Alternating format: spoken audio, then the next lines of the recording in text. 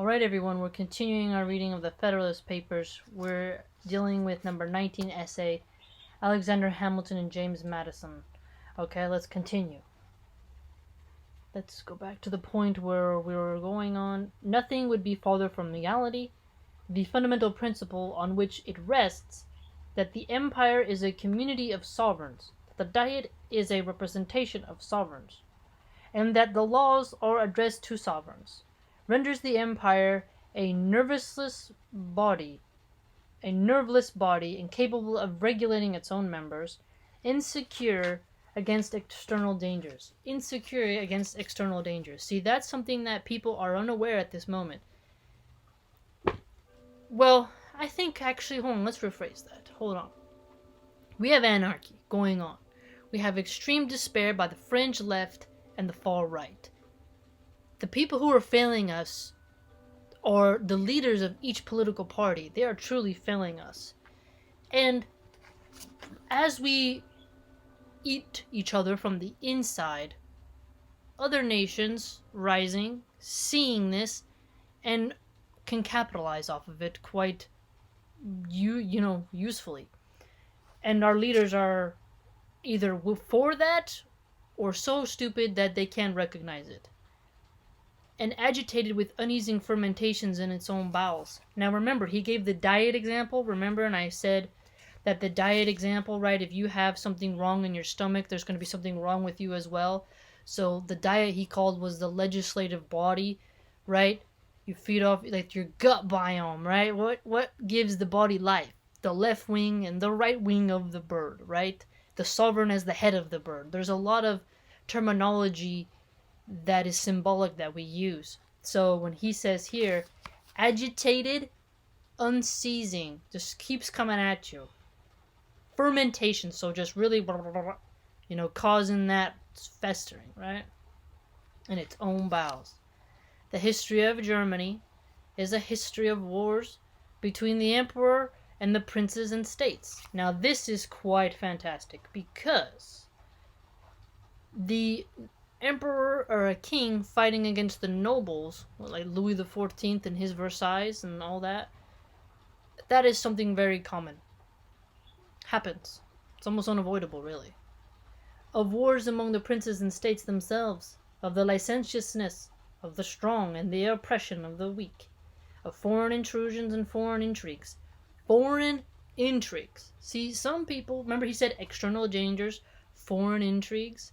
You got to protect and preserve and maintain order in your empire, right? If you want your empire to keep going up. Of requisitions of men and money disregarded, or partially complied with, of attempts to enforce them, altogether abortive. Altogether abortive. Just, that's a strong word, abortive. Because abortion, when you kill a baby, ooh.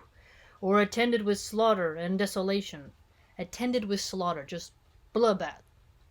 Which, if you think about it, the old days where the raiders would go through and pillage, man, that was a time period of human history. We got Genghis Khan, we got the Gauls, we got the Vikings, we got Rome doing it. I mean, it is intense. Involving the innocent with the guilty, of general imbecility, confusion, and misery.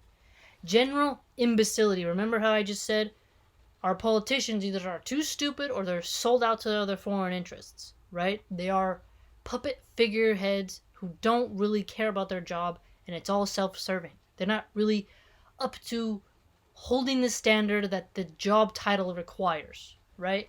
I mean, they want to be popular. They want to be the next AOC, right? They want to be the next... just leave it there. In the 16th century, the emperor, with one part of the empire on his side, was seen engaged against the other princes and states.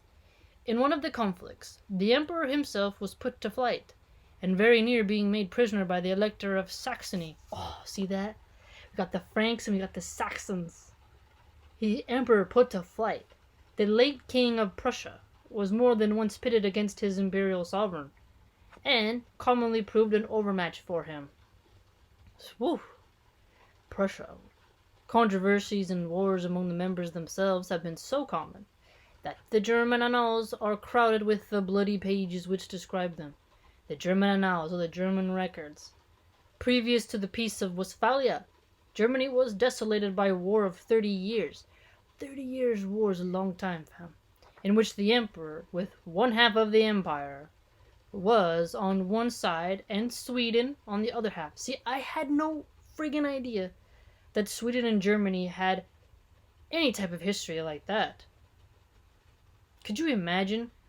Like, it's a civil war, basically, on the opposite side. Peace was at length negotiated and dictated by foreign powers, and the articles of it, to which foreign powers are parties, made a fundamental part of the Germanic constitution. I'd have to read that, how they wrote it. If the nation happens on any emergency to be more united by the necessity of self-defense, its situation is still deplorable. Military preparations must be preceded by so many tedious discussions. Ooh, that's fanciful thinking. Military preparations preceded by many tedious discussions. I wonder if somebody did a journalist investigation, how many presidents sent troops without the approval of Congress declaring war. Arising from the jealousies, pride, separate views, and clashing pretensions of sovereign bodies, that before the Diet can settle the arrangements, the enemy are in the field, and before the federal troops are ready to take it, are returning into winter quarters. Yeah, you don't want too much deliberation, but you want some deliberation, right? Otherwise you have a dictator and not a republic. The small body of national troops, which has been judged necessary in times of peace, is defectively kept up, badly paid, infected with local prejudices, and supported by irregular and disproportionate contributions to the treasury. So a small body of national troops can get infected by local prejudices. Now, this is interesting, because that's the opposite negative side of sourcing someone from the community. They'll have more love and endearment and be recognized as their peers in their community. But along with that is also the stereotypes of certain positive and negative values and perceptions of that community where that soldier was sourced. The impossibility of maintaining order and dispensing justice among these sovereign subjects produced the experiment of dividing the empire into 9 or 10 circles or districts. So once you start dividing the empire, remember? Really harder for them to finance a bigger body to take on an imperial power for defensive measures. Remember in the previous essays he went into that? Of giving them an interior organization and of charging them with the military execution of the laws against delinquent and contumacious members. Delinquent members and contumacious members. So protecting with the military execution of the laws.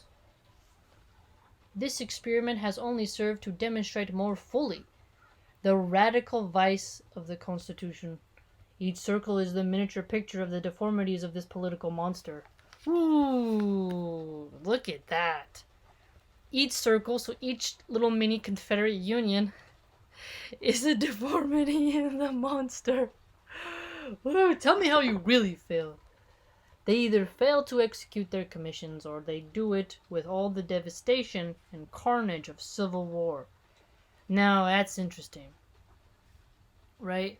Failing to execute something, but even if they did do it, it will still have some of the after effects of a civil war. Sometimes whole circles are defaulters, and then they increase their mischief which they were instituted to remedy. Yeah, so you tell one part of the body, right? Its little miniature deformities, hey, you guys gotta knock it off. And they still continue to do it, and it increases mischief. People say that right now about Portland and about San Francisco. Control your fringe wackos. Stop it. But also people will say that about Kentucky, Tennessee, Alabama. They'll say, like, control your people on your fringe. Control them too. Right? Exactly. We may form some judgment of this scheme of military coercion from a sample given by Thaunas. Okay, so that's spelled Thuanus. Thaunas.